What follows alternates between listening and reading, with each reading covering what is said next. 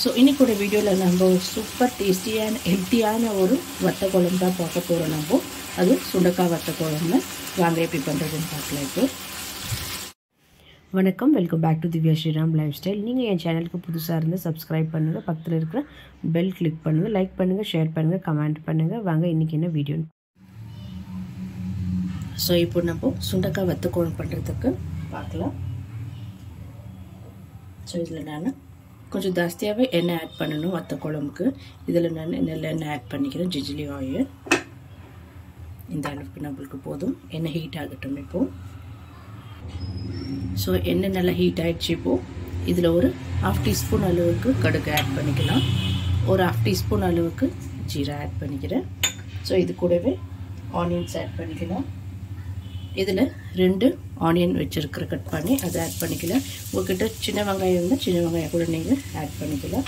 So இது கூடவே நம்ம ஒரு 2 காஞ்ச மிளகாய் ஆட் பண்ணிக்க போகிறோம். அண்ட் ஒரு ஃபுல் பூண்டு அளவுக்கு, ஒரு 20 பல்லு பூண்டு அளவுக்கு இதை நம்ம ஆட் பண்ணிக்கலாம் இதில். அண்ட் நல்லா கொஞ்சம் ஃப்ரெஷ்ஷான கறி லீவ்ஸ் ஆட் பண்ணிக்கலாம். இப்போ நல்லா இதை நம்ம வதக்கி எடுக்க போகிறோம். நல்லா லோ ஃப்ளேம்லேயே இருக்கட்டும். அப்போ தான் உங்களுக்கு அந்த ஆனியன் எல்லாம் கேரமல் ஆகும், நல்ல ஒரு திக்னஸ் கொடுக்கும் உங்களுக்கு வத்த குழம்புல. ஸோ இது நல்லா வதக்கி எடுத்துக்கலாம் இப்போது. ஸோ ஆனியன்ஸ் எல்லாம் நல்லா இப்போ நம்மளுக்கு குக் ஆகிடுச்சு. ஸோ இப்போ இதில் ஒரு 3 தக்காளி நல்லா பேஸ்ட் பண்ணி வச்சுருக்கிறேன், அதை ஆட் பண்ணிக்கலாம். தண்ணி இல்லாமல் ஆட் பண்ணிக்கோங்க. ஸோ இது ஒரு 5 நிமிஷம் நல்லா இது கொதிக்க வரட்டும்.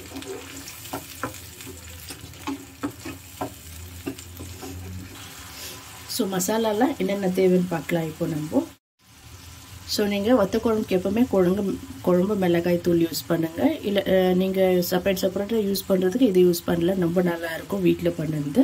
ஸோ இதில் ஒரு 3 டேபிள் ஸ்பூன் அளவுக்கு குழம்பு மிளகாய் தூள் ஆட் பண்ணிக்கிறேன், கொஞ்சமாக மஞ்சள் பொடி ஆட் பண்ணிக்கிறேன்.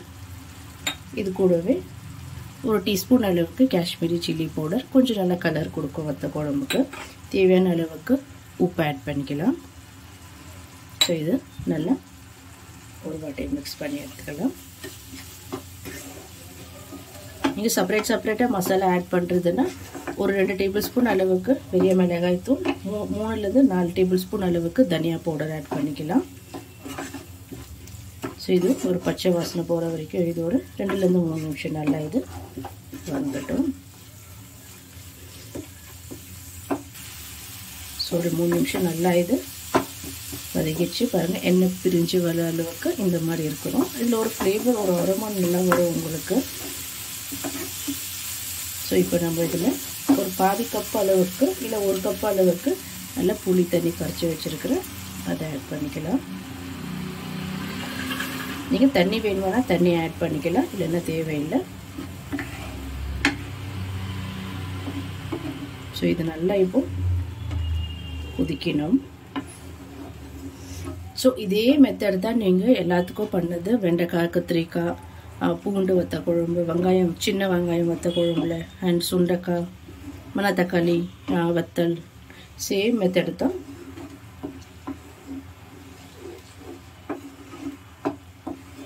ஸோ இது ஒரு 5 நிமிஷம் நம்ம மூடி போட்டுட்டு கொஞ்சம் மீடியம் லோ ஃப்ளேம்லேயே வைங்க. இது நல்லா கொதிச்சு ஆயில் எல்லாம் செப்பரேட்டாக வரணும். அந்த அளவுக்கு நம்மளுக்கு இது ரெடி ஆகட்டும் இப்போது. ஸோ இது 5 மினிட்ஸ் ஆயிடுச்சு இப்போது. இப்போ இது நல்லா கொதிச்சு இந்த எண்ணெயில் செப்பரேட் ஆகி வருது. ஜஸ்ட் ஒரு மிக்ஸ் பண்ணி விட்டுக்கலாம். ஸோ இன்னொரு 5 மினிட்ஸ் இது நல்லா கொதி வரட்டும். இந்த திக்னஸ் நம்மளுக்கு போதும். இன்னும் ஒரு 5 மினிட்ஸ் நம்ம இது கவர் பண்ணி வைக்கலாம். ஸோ இப்போ இது 5 மினிட்ஸ் ஆயிடுச்சு. இது இன்னொரு பக்கம் ஷிஃப்ட் பண்ணி வைக்கிறேன். நம்ம இப்போ சுண்டைக்காயை ஃப்ரை பண்ணிக்கலாம். ஸோ இப்போ இதுலேயும் நல்லெண்ணெய் தான் நம்ம ஆட் பண்ணி தாளிக்க போகிறோம். கொஞ்சமாக தேவையான அளவுக்கு நல்லெண்ணெய் ஆட் பண்ணிக்கலாம். ஸோ நான் ஒரு பாதி கப் அளவுக்கு சுண்டைக்காய் வத்தல் வச்சுருக்கிறேன். ஸோ இந்த எண்ணெயில் நம்ம நல்லா இது ரோஸ்ட் பண்ணி எடுத்துக்கலாம். ஃப்ளேம் கம்மியாகவே இருக்கட்டும், அப்போ தானே ரோஸ்ட் பண்ணுறதுக்கு நல்லாயிருக்கும், இல்லைன்னா தீஞ்சிடும்.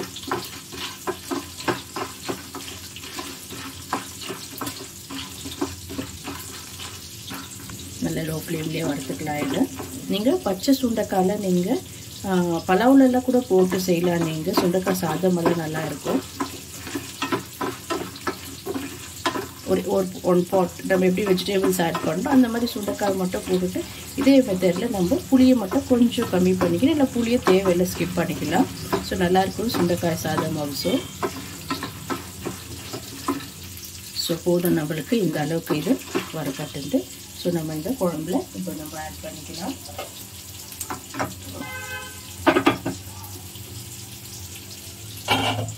ஸோ இதில் எல்லாமே எண்ணெயோடு சேர்த்து நம்ம ஆட் பண்ணிக்கலாம்.